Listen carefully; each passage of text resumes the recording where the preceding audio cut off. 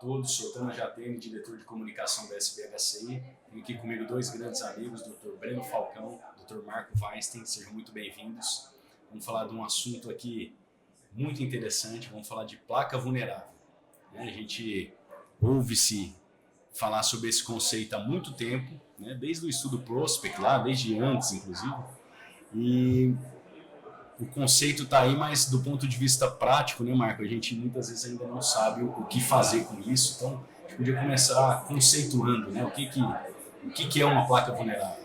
Então, é bem verdade, como o Thanos falou, esse conceito não é novo e remonta já a um tempo que a gente sabe que as placas que têm teoricamente uma chance de levar a um evento isquêmico agudo, que são placas com determinadas características, como a principal, que ficou muito bem vista, é a espessura da capa.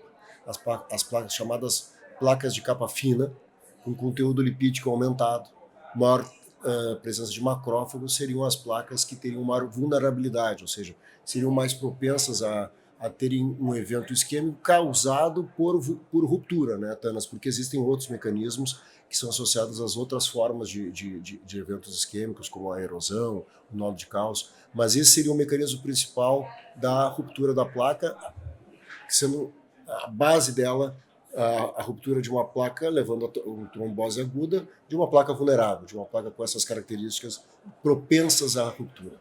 E vejam, senhores, nós estamos falando aqui do mecanismo da doença que mais mata no mundo há muitos anos, e apesar de toda a evolução da nossa especialidade que a gente está vendo aqui no evento, a gente ainda não conseguiu saber aonde tratar e como tratar essas lesões, né?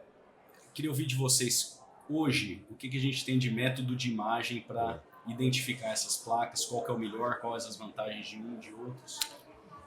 Acho que essa é uma pergunta boa, Thanas.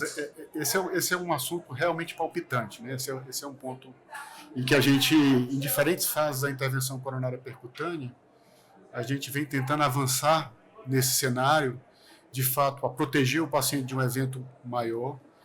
E na tentativa de identificar essas placas, né, o Marco comentou muito bem, a gente encontrou o fibateroma de capa fina porque é a placa presente na maioria dos casos de infarto.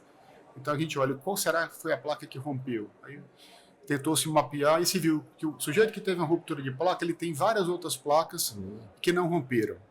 Uma chance maior do que aqueles que morreram de um outro fator, de uma síndrome crônica. Os diabéticos têm mais. E essas placas se localizam mormente na parte proximal das artérias. Então, lá atrás, se tentou utilizar o próprio ultrassom, e a carga de placa e a área luminal menor do que 4, a carga de placa acima de 70, se provaram preditores, o Prospect Trial lá atrás. A histologia virtual, que tentava computar, tipificar a placa, e encontrou o core necrótico acima de 40% como marcador de vulnerabilidade dessa placa e risco maior de eventos. A gente teve a termografia, né, para avaliar localmente a temperatura da placa. Diga-se passagem, Breno, até contei, fui pioneiro aí na termografia, fizemos os primeiros estudos em seres humanos aí com termografia, publicamos isso no Jack na época. Infelizmente não prosperou por N razões, mas segue aí. A histologia virtual também, eu me dediquei bastante à histologia virtual e ela realmente não avançou, mas aí vieram outros métodos, veio o NIRS, que quantifica o lago lipídico de uma maneira longitudinal e transversal. Que nós já temos disponível. E veio a própria tomografia de coerência óptica, que consegue ter uma resolução aí para a ordem de 15 micrômetros e você passa a conseguir detectar uma placa fina. Né? Então, diferente do ultrassom, tinha uma resolução na ordem de 100, 200 micrômetros e a gente definia fibateroma de capa fina como ausência de capa no ultrassom. Então, embora esses métodos todos juntos venham a agregar, inúmeras tentativas têm sido feitas de tentar juntar esses dados e indicar um tratamento preventivo. Lá atrás, chegou-se a se colocar stent nas porções proximais da artéria, numa tentativa de proteger e pacificar essas placas, e não se provou vantajoso pelo risco de reestenose na época do stent convencional. Depois, na era do stent farmacológico inicial, mais uma vez se tentou direcionar, mas nunca se demonstrou que a gente tivesse um nível suficiente de domínio de predição para justificar a intervenção, salvo mais recentemente com a informação do Prevent Trial. Então, eu acho que os exames de imagem estão avançando, a gente passe a compreender melhor a placa, a gente passe a compreender melhor o paciente vulnerável, não só a placa vulnerável, o paciente vulnerável é o diabético, que tem PCR alto, que está fora da meta lipídica, que não controlou os fatores de risco, que está fumando. Então, quando a gente junta tudo isso, acredito que a gente está se aproximando e as nossas ferramentas de tratamento também estão melhorando. A taxa de restenose diminuiu, agora tem o balão farmacológico. Então, acredito que a gente está cada vez mais próximo de se tornar capaz de atacar esse tipo de lesão. As estatinas, né, e os medicamentos, a gente tem vários estudos mostrando isso, né, a passivação dessas placas com estatina, com hipolipemiantes mais potentes que temos hoje. Né? Eu acho que o Breno abordou muito bem essa questão dos métodos de imagem que se complementam. Né? Parece que de todos os preditores nesses estudos observacionais, o Prospect 1, o Prospect 2, que foi com NIRS, o clima, que foi com ACT, cada um usando seus parâmetros, depois o FFR, o ACT, que foi só lesões FFR negativas, que eles fizeram ACT e viram que a taxa de eventos nas lesões OCT positivas eram 3 vezes maior, todos os estudos de história natural, mas tudo indica que o maior marcador seja o plaque burden, né? O plaque burden acima de 70%, assim, se a gente for deixar alguma informação, talvez na análise multivariada seja a mais importante. A outra coisa, Tanas, que eu gostaria de ressaltar para o nosso pessoal, assim, para o nosso ouvinte, é essa questão do conceito da vulnerabilidade da placa, que ele é meio confuso, porque é bem como o Breno estava falando, a placa quando rompe, uma minoria das placas que rompem vai causar evento agudo. Existem milhares de placas vulneráveis se a gente fizer um OCT em nós, as 3 agora, que nós vamos achar placas finas se nós fizermos uma varredura em nós 3 aqui. Uma minoria vai romper e vai causar infarto. As outras vão romper e não vão causar nada, a maioria, e outras não vão sequer romper, vão se transformar em aterosclerose crônica. Então é muito difícil da gente saber e predizer exatamente, por isso que eu acho que vai ganhar o prêmio Nobel da medicina, com certeza, quem conseguir predizer qual vai ser a placa do infarto, que vai causar o infarto. E a segunda coisa é esse conceito, eu não posso deixar de falar isso, porque a gente estava falando aqui até antes de começar, equivocado, que muitas pessoas vendem, de que por serem mais frequentes na árvore coronariana a presença de placas menos graves e lipídicas, consequentemente mais propensas a serem vulneráveis, que elas é que causam mais frequentemente infarto. Isso não é correto, isso vem de estudos da década de 80 do Ambrose, e estudos pós-mortem de jovens da Força Aérea que morriam e tinham feito cateterismo antes, era obrigado a fazer cateterismo antes, e eles tinham morrido, e eles fizeram necrópsia e viram que a placa que levou ao infarto não era a placa mais grave. Então isso gera um bias tremendo, quando na verdade a gente tem inúmeras evidências que quanto mais grave a estenose, maior a chance dela causar infarto. A gente viu isso inclusive no substudo do Complete Trial, em que eles fizeram um substudo com ACT nas lesões não culpadas graves e não culpadas não graves. As graves o ACT foi feito para tratar, para guiar a intervenção. E nas não graves foi justamente para ver, eram as lesões com menos de 70% e com FFR negativo. O que aconteceu? Muito mais placas graves eram vulneráveis, não culpadas graves eram vulneráveis, do que as não culpadas não graves. Então, sim, até os critérios de vulnerabilidade são mais frequentes em placas mais graves. Então, isso aí que, dizendo isso, eu acho que a gente desmistifica uma porção de coisas e eu fico satisfeito em passar essa informação aí para os nossos ouvintes. E nesse contexto, né, nós tivemos recentemente o Prevent Trial, o conceito de angioplastia preventiva. Perfeito. Né? Lesões que tinham FFR negativo foram tratadas com resultado positivo. Muito. No segmento do estudo, né? Quer comentar um pouco sobre o estudo? Breno? Eu acho que é um estudo importante, que serve como referência para a gente avançar nesse tópico. Né? Chama a atenção o resultado extraordinário da intervenção. Né? Então, isso, de um lado, pode refletir a prática e os avanços observados nas técnicas de implante, dos dispositivos, mas de outro também pode significar um bias de seleção de pacientes menos complexos. Então, eu acho que a gente tem que analisar com cautela. Acho que outros estudos vão precisar. Até porque não reduziu o desfecho duro, né? Mas é um sinal. Foi uma diminuição marcada de TLF, de falha da lesão, às custas de reintervenção e hospitalização por angina instável, mas muito marcada. E que, como tu falava, Tanas, deu segurança para o procedimento. Mas, como o Breno está dizendo, não nos deixa prontos a dizer, olha, vamos tratar todas as lesões vulneráveis. Não, acho que não temos dado. Eu acho que quando a gente vai avolumando o dado, né? É isso que você comentou. Vamos estudar as lesões FFR negativas, vamos ver se e que nos incomodam muitas vezes, às vezes do ponto de vista de grau de obstrução, às vezes do ponto de vista morfológico. Então, talvez num paciente com perfil de risco maior, um diabético, um doente com síndrome coronariana aguda, a gente começa a se aproximar de um perfil de paciente que possa caber um tratamento preventivo, né? Mas eu ainda teria cautela antes de...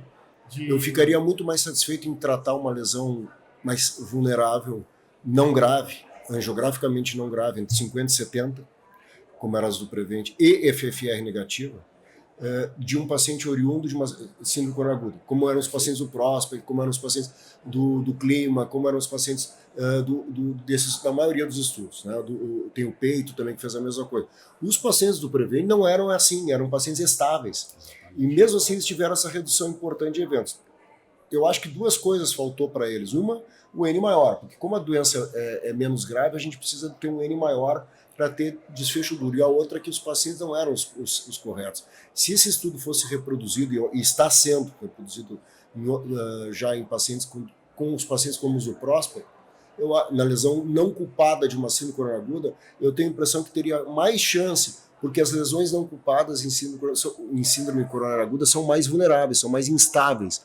Então, eu acho que eles erraram um pouquinho só na amostra de pacientes usada, mas foi muito importante isso tudo.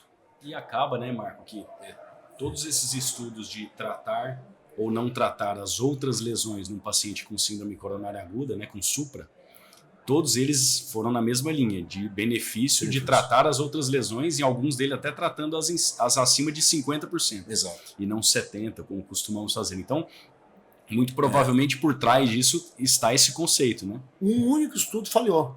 Todos os estudos de revascularização completa das lesões não culpadas foram positivos. Todos. Com grande louvor ao Complete, que sozinho tem um valor maior que todos, sendo que puxou a meta-análise para redução de desfechos duros, inclusive de mortalidade, ao tratar lesões não culpadas no infarto com supra. O único estudo que falhou, e aí eu quero trazer esse conceito, foi um estudo que se baseou única e exclusivamente em FFR, né, que só tratava lesões não culpadas baseadas em FFR, não usava nos casos de dúvida, era obrigatório. Por quê? Porque não tem nenhuma relação entre a presença ou não de isquemia, que é o que a FFR mostra, para indicar o tratamento da lesão não culpada na fase São coisas... de peri-infarto agudo. Né? Uma fisiopatologia totalmente diferente. O FFR frequentemente não se atinge uma hiperemia adequada, e o IFR tem outras limitações que também pode ser frequentemente dar alterado, né? Ou não. Então acho que foi um equívoco. A gente já tinha evidência do Flower, que comparou tratamento de lesão não culpada no infarto com supra, guiado ou não por FFR, e não havia sido benéfico. Então, realmente, eu acho que FFR não é o método a ser seguido para determinar ou não se eu vou tratar uma lesão moderada pós-infarto. Né? Na lesão que eu tenha dúvida, sim, mas a lesão grave ou moderada, não. Essas lesões elas têm que ser tratadas. Concordo plenamente. E a gente viu esse fluxo, né? Lá atrás a gente tratava baseado só na anatomia. Depois, de repente, a gente migrou para fazer tudo baseado em fisiologia. E agora todas as evidências estão voltando para anatomia, né? Tanto não só para tratar, né, Marco? Para diagnóstico também, né? A gente vê cada vez mais evidência de que para indicar o procedimento, a angiotomo está crescendo, e talvez os métodos de fisiologia reduzindo, né? E no tratamento a gente tem visto resultados parecidos, né? A gente pega o Ischemia Trial e o maior preditor foi a carga de doença aterosclerótica do que a carga de isquemia, né? Então, acho que assim, vários assuntos aqui que a gente falou que talvez a essência disso tudo seja Eu na vejo, placa vulnerável, né, Marco? eu vejo, Tanas, que embora alguns colegas nossos de especialidade fiquem um pouquinho magoados com o que eu vou dizer agora, mas é inevitável, o CT já é assim na área de vascular. Ninguém faz uma angiografia da perna ou da carótida só para tratar um paciente com estenose de carótida. O paciente já vem com a tomografia pronta. Nós ainda temos limitações com a tomografia, mesmo com 256 canais, etc., pela questão do cálcio. Mas a tomografia está avançando muito e conjuntamente com o FFR-CT, que para isso ele ajuda, ele aumenta a acurácia do método. E a capacidade que a tomografia tem em ver placas vulneráveis também, pela densidade, e pelo FAI, né, que ela agrega também, agora a gente tem um outro marcador, que é o Fat Attenuation Index, que também está se mostrando como um ótimo marcador não invasivo de vulnerabilidade. Né? Ele consegue medir, um software que mede o quão lipídica é essa placa. Né? Então o paciente já vai vir com a informação para nós pronta. Se a lesão é grave, não é grave. Se ela é vulnerável, não é vulnerável. Eu acho que não vai fazer sentido a gente fazer um estudo completo da árvore anatômica do paciente de forma invasiva para buscar uma placa, se tem um método não invasivo que vai conseguir nos trazer essa informação. Né? É a impressão que eu tenho. Né? Eu vou pegar esse seu comentário. A tomografia, quando incorporada numa estratégia de avaliação para a doença coronariana, ela mudou desfecho. Né? Então, mudou. O nosso consenso brasileiro da doença coronária estável, ele agora coloca como classe 1, a investigação para pacientes com suspeita de probabilidade entre baixa e moderada de doença coronariana. Exato. Então, não só facilita a encontrar aquele que merece ter uma estratégia de tratamento clínico mais agressiva, mas também consegue evitar que a gente exagere na estratégia de prevenção naqueles pacientes em que a gente não tem doença documentada. Então, é um aspecto importante. Muito.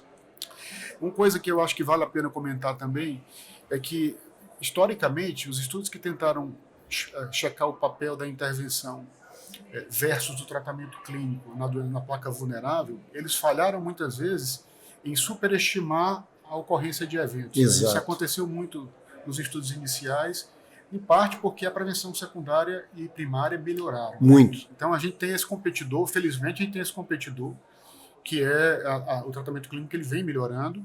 Então a gente consegue cada vez mais... O Inclisiran é o nosso grande... O Brown fez aquele editorial, né, que eu acho que todos leram, como chegar aos 100 anos. Né? Ele, na opinião dele, ele foi categórico em dizer que se ele pudesse dar uma dica, ele usaria Inclisiran desde a meia-idade, porque as placas estão lá e o Inclisiran ele simplesmente faz com que a placa não progrida. Tem vários, claro, são estudos em animais, mas o uso de medicamentos como o Inclisiran, que fazem uma regressão completa da placa, podem ser mesmo o futuro disso aí. Então tem todo esse aspecto aí competitivo para o lado do bem. Né? A nossa detecção melhorou, a doença pode ser identificada mais precocemente, mais precisamente com a tomografia, as modalidades de tratamento preventivo, modificação de estilo de vida, controle da síndrome metabólica, melhores tratamentos para a obesidade, isso tudo está caminhando em paralelo e a detecção da placa propensa a problemas e a maneira de corrigir também está evoluindo. Então, acho que é uma coisa interessante. Existem, naturalmente, as outras modalidades de placa vulnerável, o nódulo calcificado, a erosão de placa e a lesão suboclusiva. Né? E isso precisa deixar bem claro. Uma lesão suboclusiva, o Marco comentou bem que a carga de placa se correlaciona com o risco, mas uma lesão suboclusiva, per si, ela se caracteriza como uma lesão vulnerável. Né? Então, só por distúrbio de fluxo. Então, e isso não tem nada a ver com as coisas que a gente está comentando aqui. A gente está comentando, basicamente, o mapeamento da fibrateroma de capa fina e que a gente tem avançado mais. Né? O nódulo calcificado vai ser certamente um desafio maior, porque as estratégias de tratamento para isso elas são mais limitadas, mas o fibrateroma de capa fina ele responde por algo em torno de 65% até 70% dos eventos. Então, aí é muita coisa. Eu fiquei muito impressionado. Eu não gosto de trazer... Eu sou muito mais ligado, obviamente, como todos vocês, em estudos clínicos e melhor ainda randomizados e em seres humanos. Mas eu fiquei muito impressionado com um estudo que eu li há um tempo atrás, feito no Japão, em coelhos, em que eles fizeram um bloqueio do gene do PCSK9 e avaliaram esses coelhos com uma dieta heterogênica. Um grupo e outro grupo de coelhos eles não bloquearam. Um grupo desenvolve aterosclerose importante e o bloqueio, que é o bloqueio total do PCSK9 bem no início, o coelho não desenvolve aterosclerose. Então, eu acho que a questão genética, a modulação genética, a aterosclerose vai mudar o seu rumo quando a gente conseguir. Isso é só um dos genes. Né? Óbvio que não é só o PCSK9 que determina toda a aterosclerose, uma base desse iceberg, né? Mas eu acho que a gente vai avançar muito se a gente conseguir modular geneticamente isso aí também. Perfeito, Marco. Queria agradecer a presença de vocês, Marco, Breno. Acho que foi um bate-papo fantástico. Eu aprendi bastante. Espero que vocês também. Até o nosso próximo episódio. Um grande abraço a todos. Muito obrigado pela oportunidade, Tanas. Obrigado, Tanas.